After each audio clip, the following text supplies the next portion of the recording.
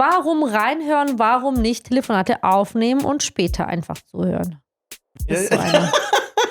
Ja, das stimmt. Das ist ein bisschen uncharmant im Call-Coin zu sagen, hey, dieses Telefonat wird gerade aufgenommen. Genau. Das ist gefährlich. Ja? Deswegen sitzt du dich da im Hintergrund rein ins Telefonat und hörst einfach mit. Okay. Sag mal, was sind Sachen, die du hörst, die man aber nicht in Reports und CRM-Daten sehen kann? Die Stimmung der Leute, definitiv. Die kann man dann auch so beim Live-Zuhören bemerken. Was sind so typische Fehler, die man entdeckt, wenn man zuhört?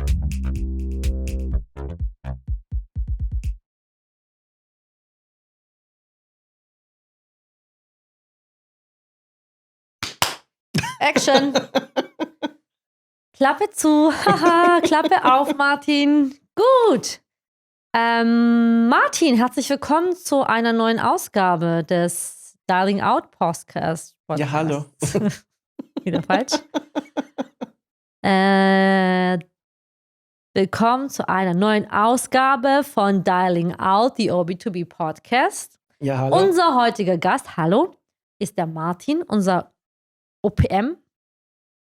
Outbound Performance Manager. Ich wollte was anderes sagen.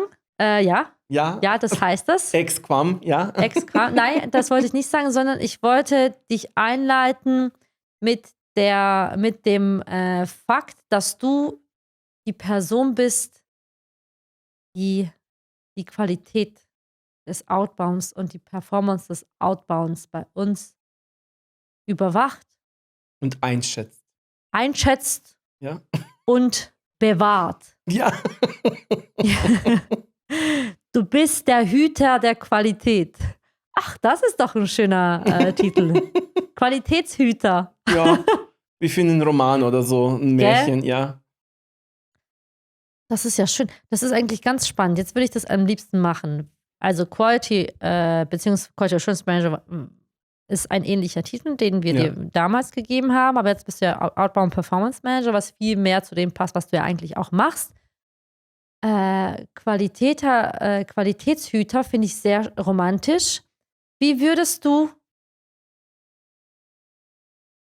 dann vielleicht die BDA-Rolle, die du überwachst, irgendwie romantisch nennen?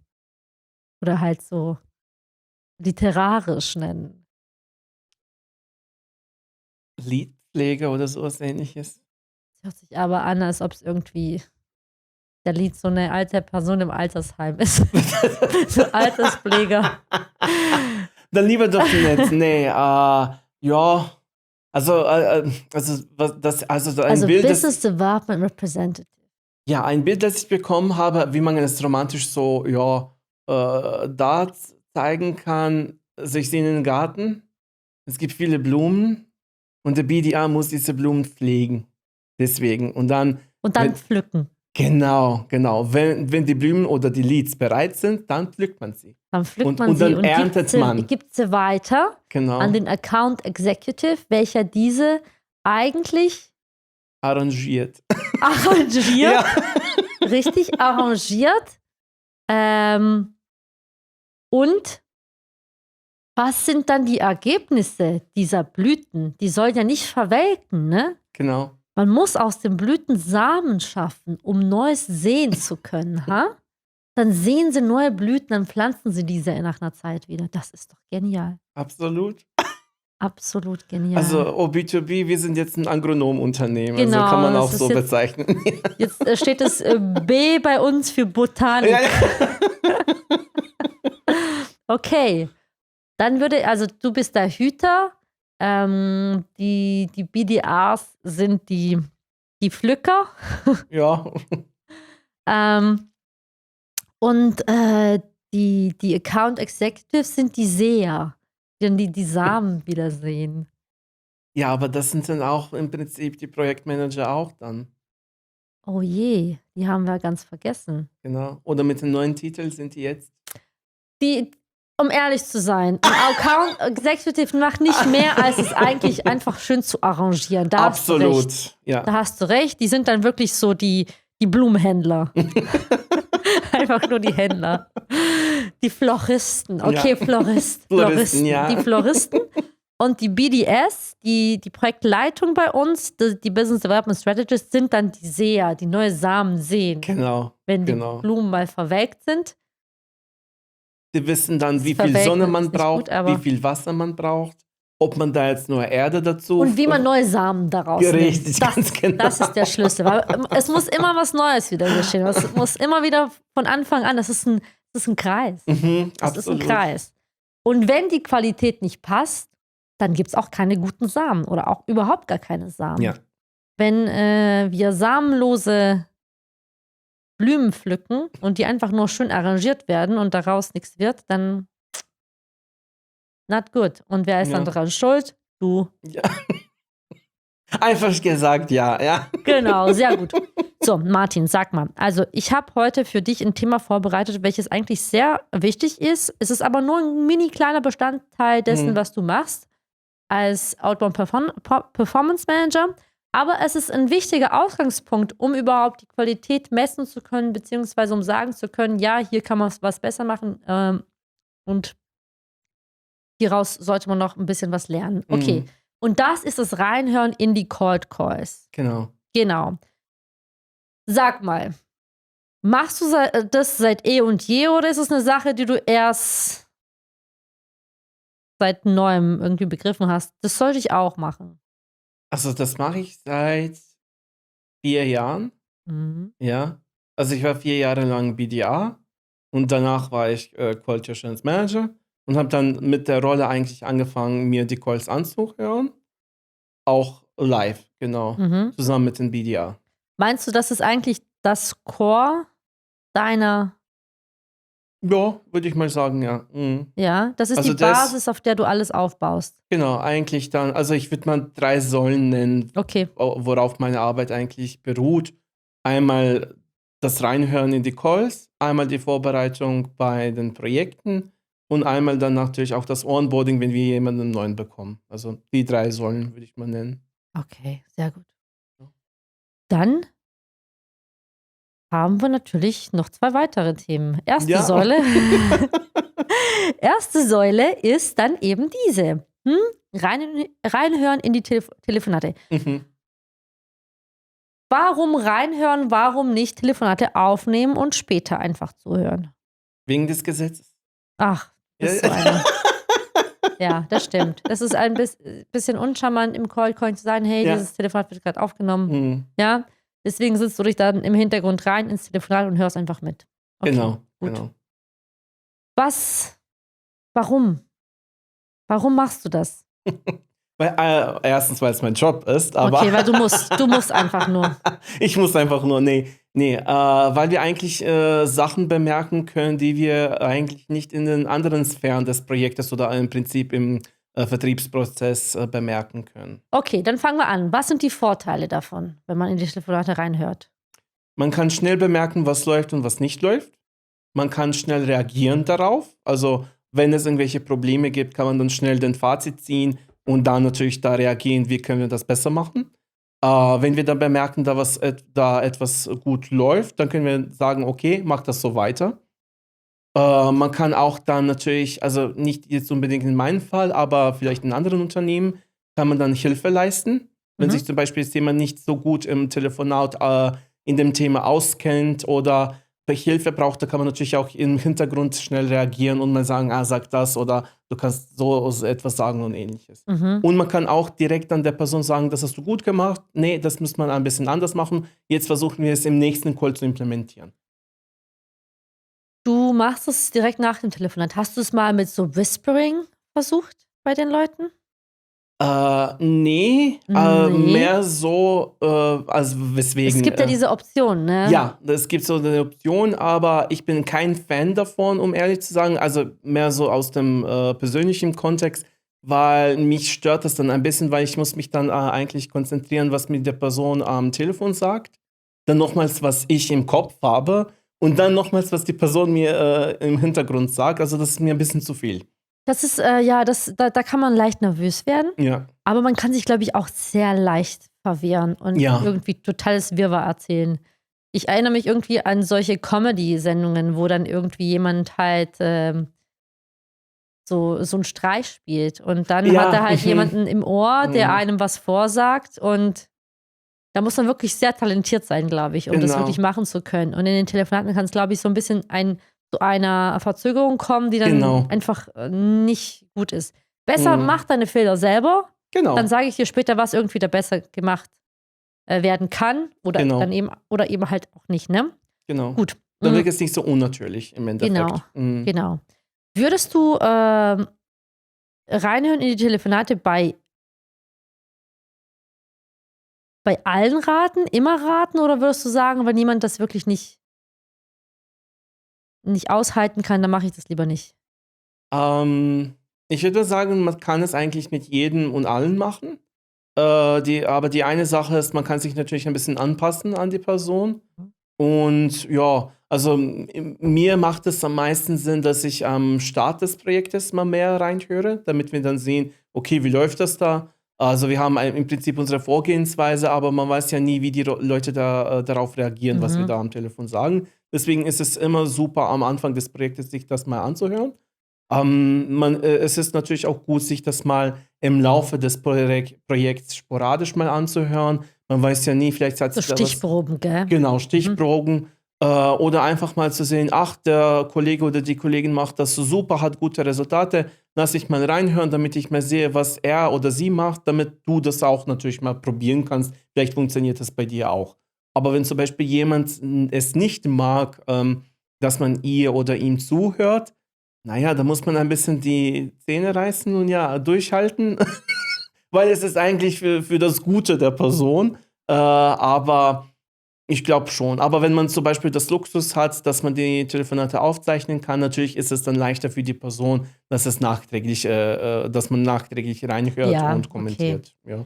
Wenn es möglich ist. Genau. Ich würde sagen, es ist vielleicht eine ganz gute Sache bei Leuten, die ein bisschen nervös sind oder sich auch irgendwie so bespitzelt fühlen oder dann irgendwie so ein bisschen halt ein Selbstbewusstseinsproblem haben, dass man wirklich einfach sehr viel am Anfang halt Lob ausspricht, damit es dann später beim nächsten Zuhören auch ein bisschen einfacher ist, weil man sich halt schon fühlt, okay, ich kann ja eigentlich nichts falsch machen, weil ich ja keine Riesenkritik bekomme, mit der ich nicht leben kann, ne?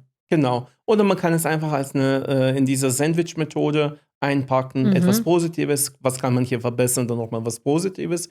Oder was ich auch manchmal mache, ich sage gleich am Anfang, du machst die Telefonate, nimm dir Zeit, ich schalte mich stumm und ich lasse dich diese Stunde in Ruhe, weil nach ein paar Telefonaten vergessen die, dass jemand eigentlich im Hintergrund zuhört. Und da kann man dann schon auch nochmal ein bisschen eine lockigere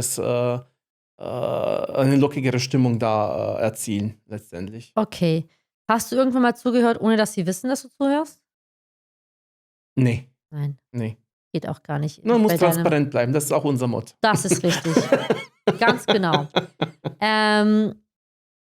Nachteiltechnisch gesehen, siehst du Nachteile darin, dass du zuhörst oder dass vielleicht auch die Kunden zuhören, weil wir erlauben es ja unseren Kunden auch, sich einem ab und zu mal oder an und ab mal einzuklingen, wenn sie meinen, sie möchten gerne oder wir wollen das sehr gerne immer am Anfang der Zusammenarbeit, dass sie selber mal reinhören und sich vergewissern, dass es auch gut klingt und dass sie dann auch vielleicht ein paar Tipps geben können, weil sie ja selber die Experten in ihrem Fach sind. Genau. Nicht im Cold Calling, aber halt in der Materie, die sie uns beigebracht haben, ne? Genau. Also ich würde jetzt sagen, dass es unbedingt irgendwelche negativen Seiten hat. Also ich glaube wirklich, die einzige negative Seite ist, also ich glaube, es gibt zwei eigentlich. Einmal ist es, dass man an die Nervosität der Person nicht so einen großen Einfluss hat. Natürlich ist jedem von uns im Kopf, dass wir die Besten sein möchten oder wenigstens gut genug sind, dass uns keiner jetzt da was bemeckern soll oder kann. Und das Zweite wäre im Prinzip, dass man ja manchmal auch den Pech hat, dass man nur mit der Zentrale, also mit den Sekretärinnen, Assistenten und Ähnlichem telefoniert. Genau. Aber letztendlich wollen wir auch nochmal die komplexen sozusagen Telefonate und Gespräche uns anhören. Aber ich glaube, man kann nur profitieren vom Zuhören. Auch vom Zuhören von unseren Partnern, weil letztendlich die sind, wie du schon gesagt hast, die Experten von der Dienstleistung, vom Produkt her. Und ich sehe das immer als eine Möglichkeit, von beiden Seiten etwas zu lernen. Auch von mir und vom BDA oder auch von der Seite des Klienten, also dem Partners und von unserer Seite her auch. Okay, der Nachteil, den du gerade erwähnt hast, dass es halt so schlechten Telefonzeiten irgendwie ist oder dass man irgendwie eine schlechte Zeit erwischt und keiner einfach da ist. Was würdest du als jemand, der das jetzt auch schon seit Jahren überwacht, sagen, wann ist vielleicht die beste Zeit? Oder kann man das einschätzen schon? Oder gibt's halt so Slots, wo du sagen würdest, das sind Tage und Stunden, bei denen man besser erreicht? Oder kann man das je nach Projekt irgendwie auch merken nach einer Zeit? Ich bin mehr ein Fan davon, dass man es eigentlich ein bisschen und abteilungsgemäß einschätzen muss. Mhm. Weil zum Beispiel, also ich erinnere mich an ein Projekt, wo wir Ansprechpartner in der Produktion, Fertigung, Instandhaltung hatten und die arbeiten schon eigentlich von 6 Uhr morgens Mhm. und bis, ich glaube, 14 Uhr oder so. Das heißt, die kann man wirklich sehr früh am Morgen erreichen. Zum Beispiel schon gegen 8 oder gegen Mhm. 9. Woher, wenn wir zum Beispiel mit dem Marketing Ja, Marketing, nix. genau, oder mit der Die IT, schlafen noch bis 10. genau. Da muss man schon bis circa 9 Uhr warten, bis die erreichbar sind. Und meistens haben die dann auch Meetings so gegen 9, halb 10 und dann, genau. Aber so jetzt generell, also ganz allgemein, ich glaube, am besten ist es Dienstag, Mittwoch und Donnerstag Ja, okay. anzurufen. Genau, weil am Montag und Freitag meistens so, ja, Abteilungsmeeting ist, weil es so Ja. Abteilungsmeetings gibt oder so, also anfangs der Woche so auch noch mit so Gremien oder Ähnliches dazu noch gibt. Und Freitag sowieso bis 12 noch. Genau, die meisten, speziell jetzt auch in Österreich oder in der Schweiz, die arbeiten auch ja meistens bis 1 oder 12, wie man es auch nimmt, oder Ja. 2. Genau, deswegen an den Arbeitstagen Dienstag, Mittwoch, Donnerstag vielleicht eher am frühen Vormittag, würde ich mal einschätzen. Meistens sind die erreichbar. Oder wenn man auch probieren möchte, am späten Nachmittag. Dann gibt es Okay. auch die Möglichkeit, an jemanden ranzukommen. Okay. Aber das ist dann wirklich auch eine Sache, wo man sagen muss, hey, ich schaue mir das Projekt auch ein bisschen spezifisch an, wenn ich jetzt Genau. keine Zeit verschwenden möchte oder wenn ich dem Kunden raten möchte, wann er am besten reinhören könnte, um auch vielleicht gute Telefonate mit reinzukommen, dann wäre es schon wichtig, dass man das auch ein bisschen klassifiziert Genau. der Zeit Genau. nach. Was sind so typische Fehler, die man entdeckt, wenn man zuhört? Dass es kein Lächeln gibt, Mhm. das kann man wirklich ganz vor Eine vornherein. Schande. Und Genau. das ist das, was du predigst seit Tag 1, wenn jemand da Genau. ist. Ne? Lachen, lächeln, entspannt sein, mit Selbstbewusstsein ins Gespräch reinzukommen. Außer wenn man die Strategie hat, ein bisschen hilflos zu sein und ja, die Hilfsbereitschaft von den Leuten Dann am einfach Telefon zu suchen. losheulen. Genau. Genau. Also das wäre wirklich eine Sache. Eine zweite Sache wäre auch, man kann, also es gibt Leute natürlich, die alles im Kopf haben, wirklich die Materie beherrschen, aber aus irgendeinem Grund nicht rechtzeitig reagieren können, zum Beispiel auf Fragen oder irgendwelche sozusagen Einwände? Ja, Einwände auch oder Indikatoren innerhalb des Gesprächs, wo man sagt, ach, jetzt kann ich das sagen oder das machen. Weil nicht alle sind dazu fähig, sich gleich zurechtzufinden. Das kann lernt man auch, gell? Genau, das lernt man mit der Zeit. Und dann ist es auch gut, eine Person zu haben, die sagt, hier konntest du das machen, hier konntest du das sagen. Jetzt in der Zukunft, wenn du solche Situationen hast, dann kannst du so reagieren. Okay. Apropos heulen und weinen. Hat mal jemand geweint während des Cold Calls?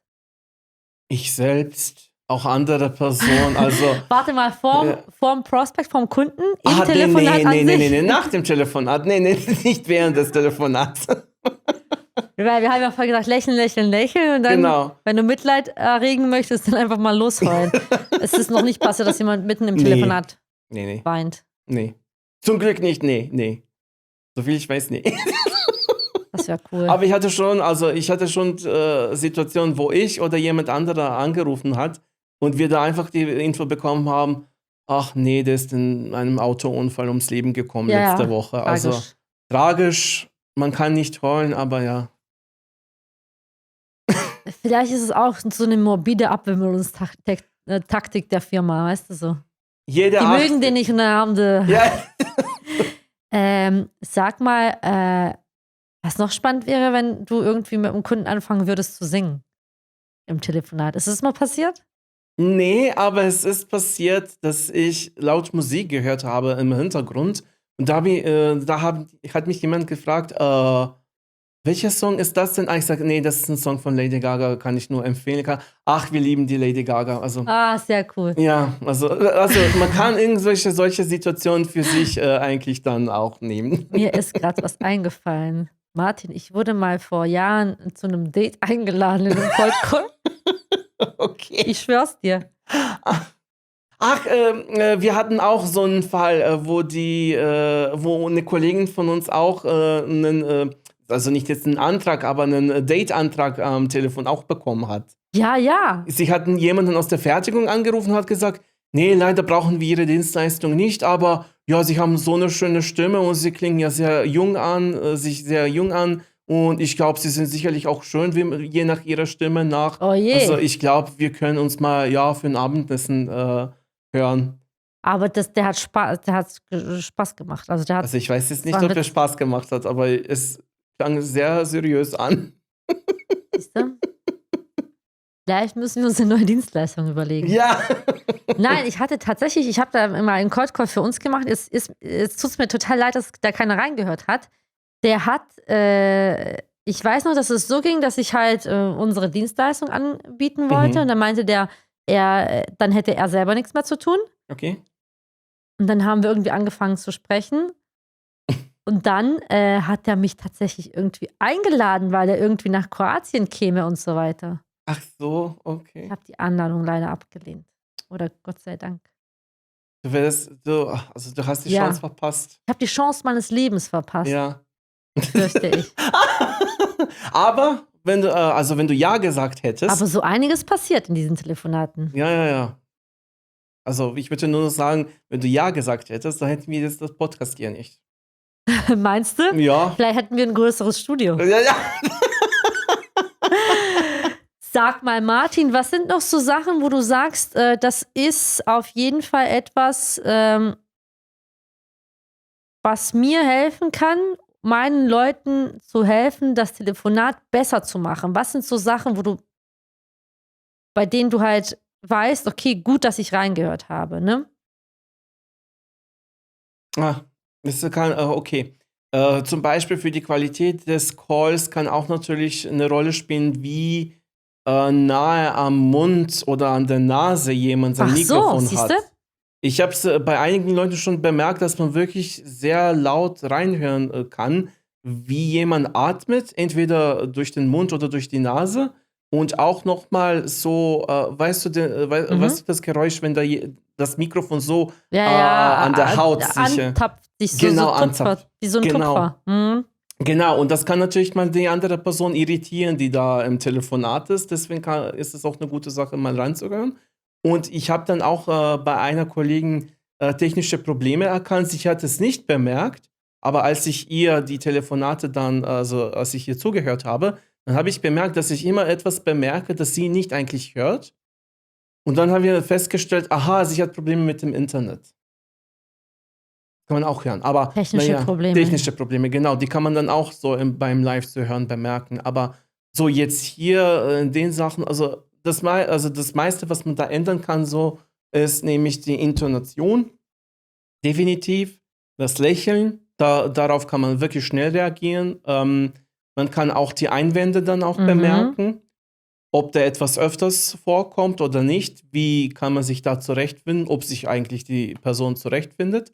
Und eigentlich kommen da auch außer der Einwände nochmal Fragen zu, die jemand stellt, die dann öfters auch vorkommen. Okay, sag mal, ich habe 2 wichtige Fragen. Eine Frage ist, wie hilft dir das, um den Sales-Pitch zu verbessern?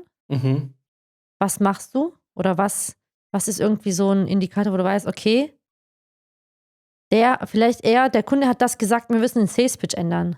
Das habe ich jetzt 10-mal gehört oder so. Ist das vielleicht so eine Sache? Es passiert manchmal, ja, zum Beispiel in Situationen, wo die das völlig anders kapieren, als wir es eigentlich wollten.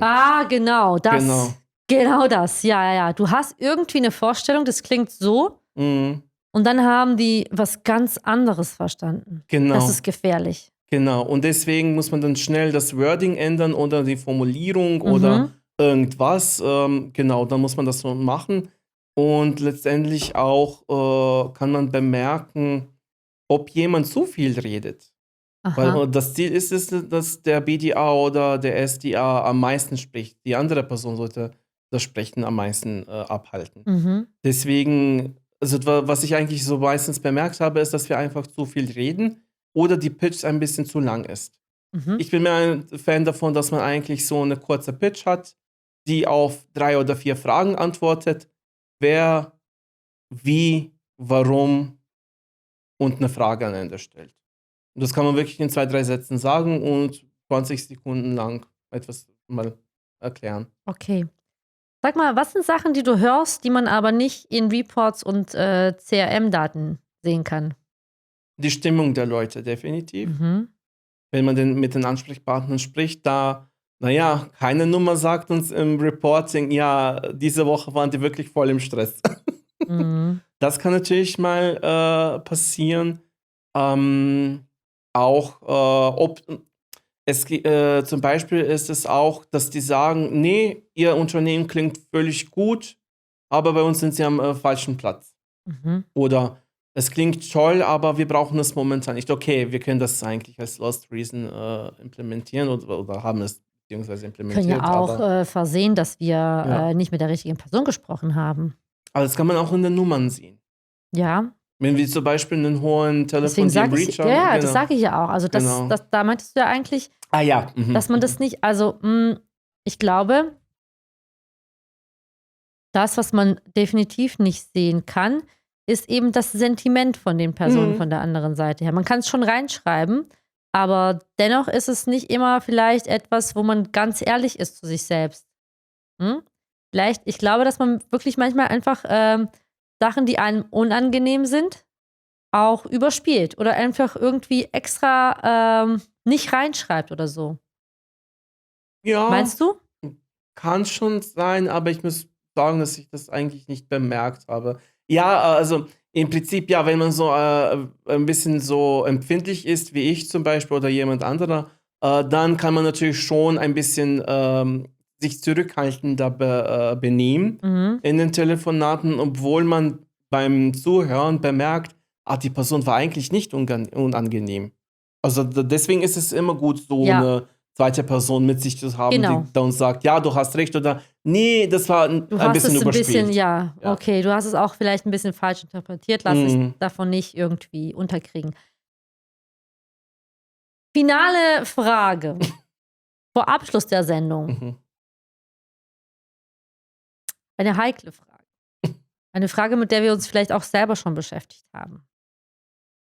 Und ich erwarte jetzt wirklich eine Antwort, die mich vom Hocker haut. Nein, ich gebe sie dann selber, falls du sie nicht geben würdest. Warum ist dein Job durch KI nicht zu ersetzen?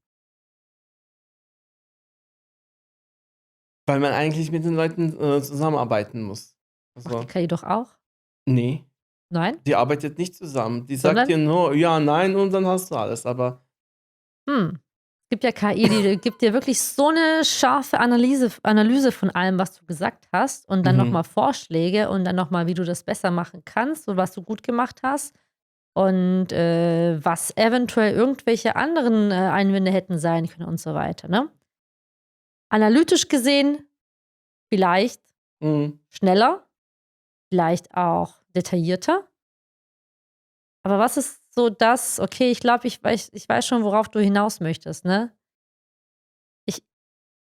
Ich kann dir zum Beispiel, wenn eine KI jetzt mein Telefonat auswerten würde und mir sagen würde: „Hey, du hast es wirklich gut gemacht, aber dies und das“, dann würde ich mir denken: „Was weißt du schon?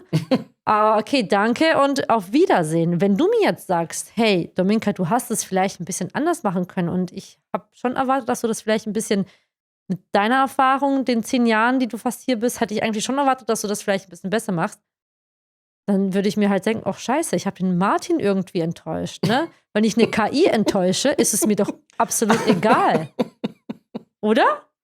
Ich finde schon, ja, also auch die Enttäuschung oder auch den Stolz, den ich bei dir herbeirufen kann, ist für mich das, was eine KI nie ersetzen kann bei diesem Job. Die kann mir vielleicht eine super riesen Analyse geben, mit der ich auch selber nicht weiß, was ich mit der anfangen soll, wenn die einen Call von mir auf 3 A4-Blättern irgendwie seziert und mir dann später sagt, hey, du kannst es noch besser machen. Dann denke ich mir, halt's Maul. Bei dir denke ich mir halt, okay, ja. Ja, der weiß, dass das nicht so gut war. Oder auch, der weiß, dass es gut war, der findet es gut, der möchte das vielleicht auch noch jemandem anderen zeigen. Ich muss noch besser werden. Ich darf jetzt nicht irgendwie auf dieser Ehre irgendwie leben, die ich mal bekommen habe. Ja. Das ist mein Sehen des Ganzen. Ja, also wenn die Leute das denken, ist es natürlich ein Kompliment, aber naja, man muss das Publikum fragen. Man muss das Publikum, die BDAs fragen, wie sie das sehen. Aber Ja.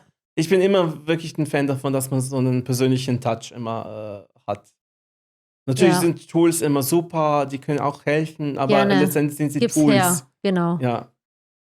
Genau. Hergeben, gerne schaue ich mir das an. Ich habe zum Beispiel auch bei unserem AI Note-Taker, da gibt es auch so ein AI, wie heißt das? Also zusätzliche AI-Credits, die man für halt solche Analysen aufbrauchen kann. Und da gibt es so einen Sentiment Analyzer. Mhm. Den fand ich immer so doof. Ja, wir haben es auch immer. Ja, ist ja nicht schlecht, aber irgendwie dachte ich mir, ja, okay. Ja, wir hatten auch für unser Telefonie-Tool auch mal ausprobiert, weil da gibt es so auch einen KI-Teil und der hat auch so Auswertungen gegeben fürs Sentiment von den Ansprechpartnern am Telefon. Aber würde ich mal sagen, dass es jetzt nicht so zielführend war oder dass die Resultate so gut waren, dass man da jetzt sagt, okay, wir sollen es lassen. Also Ja. ich glaube, die Leute haben es besser bemerkt als das Tool selbst. Aber Ich glaube, Sarkasmus und solche Sachen erkennt es noch nicht. ja, Vielleicht mal. sicherlich. Und ich glaube, es gibt auch Probleme mal, wenn die Stimmen zu ähnlich sind, dann hat das Tool auch mal ein bisschen Probleme. Weil dann analysiert das eigentlich den Sprecher und nicht eigentlich jemanden von uns und nicht die andere Seite am Telefon. Das kann auch natürlich passieren. Okay, gut. Reinhören oder nicht reinhören? Ja, bitte hört euch die Telefonate an. Gut. Was ist der beste Weg für die Person, bei der reingehört wird, um besser zu werden? In welchem Sinne? Im Sinne dessen, ja. Gute Frage. Was habe ich jetzt gefragt? Also du sagst reinhören, auf jeden Fall. Was ist der beste, vielleicht umformuliert, was ist der beste Tipp, den du Personen geben kannst, bei denen du reinhörst, die vielleicht das auch nicht so gerne haben? Aha, okay. Okay. Also nicht für den Zuhörer, sondern für den Sprecher. Genau. Okay. Einfach sich damit abfinden, dass man dass euch jemand dass man zuhört. Ausgeliefert ist. Ja. Es wird immer jemand zuhören. Ja. Nee, einfach sich damit ich würde mal sagen, also es ist für euch gut, dass jemand das macht. Das ist wirklich jetzt keine Kontrolle wie von einem geheimen Staatsagenten, sondern das ist wirklich eine Person, die das macht, damit ihr besser seid, damit ihr erfolgreicher seid und damit, was ihr nicht bemerkt, eine andere Person euch als einen Tipp gibt, damit ihr besser wird. Weil wenn man selbst bessere Resultate hat, wird man auch die Arbeit macht dann mehr Spaß. Ja. Und man fühlt sich auch besser. Ich glaube, was auch sehr gut ist, das habe ich früher mal gemacht, ich würde mich selber aufnehmen und mir selber nochmal zuhören, wie ich was formuliert habe oder so. Auch irgendwie so vorm Spiegel üben, solche Sachen hat man ja auch früher gemacht, ne? Ja. Und man kann sich gleich im Teams oder auf dem Computer ganz einfach aufzeichnen, wie du gesagt hast, genau. Und abspielen und mal schauen. Genau. Auch nochmal ein Tipp am Rande. Okay, gut, das war's mit der 34. Folge von Darling Owl, the OB2B Podcast. Wir sind durch. Martin war unser heutiger Gast. Das Thema war Reinhören bei Cold Calls. Auf jeden Fall eine sehr wichtige Sache. Wenn ihr das nicht macht, macht es mal mit euren Kollegen, hört euch gegenseitig zu. oder nehmt euch mal selber auf, damit ihr euren Pitch mal hört. Ansonsten seid nicht scheu, euch wirklich Hilfe zu holen. Und ja, weiterer Tipp für alle. Hört euch auch die anderen Sendungen an. Ja. Abonniert unser Channel. Martin und ich, wir sind beide bei LinkedIn zu finden. Und wir freuen uns drauf, dass ihr uns anschreibt mit Kommentaren oder so, ne? Wir antworten vielleicht auch mal. Gut, liebsten Dank und bis zur nächsten Folge. Bis zum nächsten Mal. Bye.